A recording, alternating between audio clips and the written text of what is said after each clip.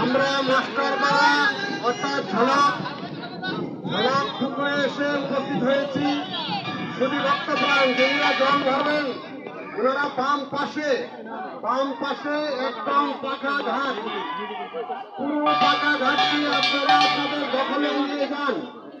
জয় শ্রী রাধেশ্যাম। বাম পাশে চিংড়ি হেঁচারির পাশে বাম দেশে একেবারে পাকা, পুরো পাকা ঘাটে আপনারা অবস্থান করুন। আমাদের নরোত্তম সংঘের কর্ণধার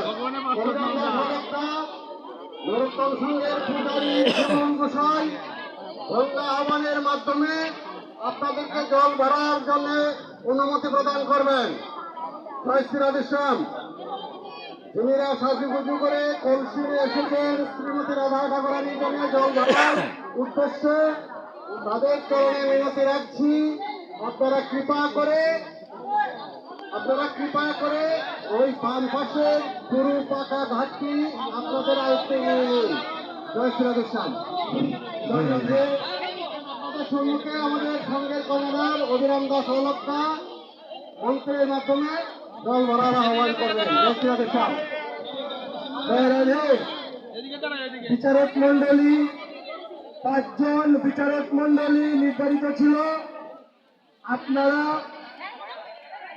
এই 5 জনের মধ্যে আমাদের নরোত্তম সংঘের সম্মানিত সভাপতি সুবলচন্দ্র সরকার,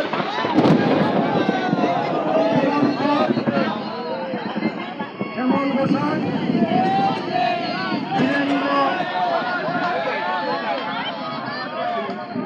পাল, শ্রী বীরেন্দ্রচন্দ্র পাল, আপনারা এই এখনই সুযোগ যারা সাজসজ্জা করে এসেছেন তাদের প্রতি আপনাদের দৃষ্টি দিয়ে তার কেমন সাজসজ্জা হয়েছে এখান থেকে বিচার করে নিয়ে যেতে হবে, পরবর্তীতে আর পাবেন না সুযোগ, কারণ আজকের দিনের প্রতিশ্রুতি ভালো না। জয় রাধে। এবার সকলেই জল ভরার জন্য প্রস্তুতি নিয়ে শিবন গঙ্গা পূজা করো।